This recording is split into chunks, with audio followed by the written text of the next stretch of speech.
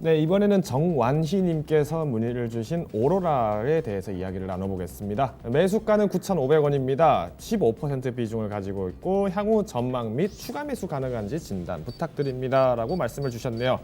자, 오로라라는 회사 이렇게 이름을 말씀드리면은 이거 어디 뭐 해성 관측하는 이런 회사인가 생각하시는 분들도 계실 텐데요.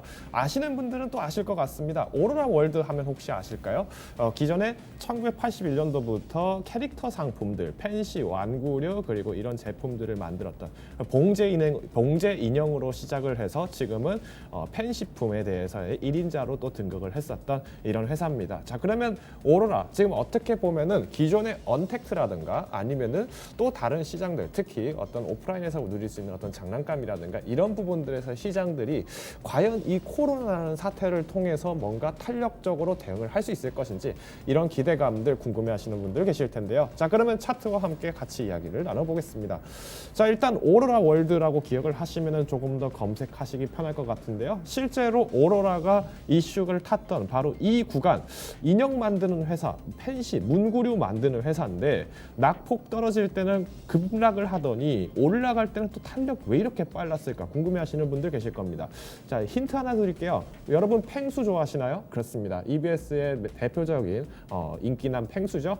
이 펭수에 대한 캐릭터 완구를 만들겠다는 부분들이 팬데믹 선언 일과 당시에 같이 발표가 되면서 마찬가지로 이런 완제류 그러니까 완구류에 대한 부분들, 제품에 대해서의 수혜 부분들이 어느 정도 잡혀 있지 않았을까라는 부분이 예상이 됩니다.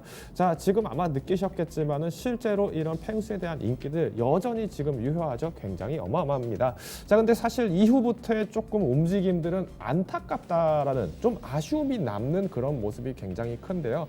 조금 보겠습니다. 실제로 조금 상승했던 구간들은 이제 지난 4월에 잠깐 주춤하다가 이후에는 꾸준하게 하락을 지금 하고 있습니다. 왜 그럴까요?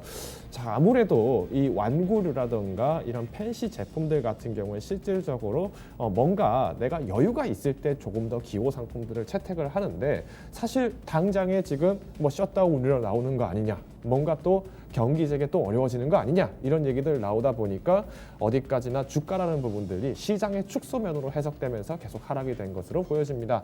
자, 그러면 조금 이런 부분들을 살펴서 말씀드렸을 때 오로라 지금 현 시점에서 추가 매수 가능할까요? 라고 문의 주셨는데요. 오히려 추가 매수보다는 현 시점에서는 전 방관입니다. 오히려 비중 축소를 하시는 게 조금 더 맞을 수 있다라는 부분이 고려가 되는데요. 특히 15% 정도의 비중이다. 손실폭이 좀 제법 됩니다. 일단 보시면은 거진 한 15% 가량 이렇게 조금 손실폭을 키워 나왔었다라는 부분들이 아쉬움은 작용을 하는데요.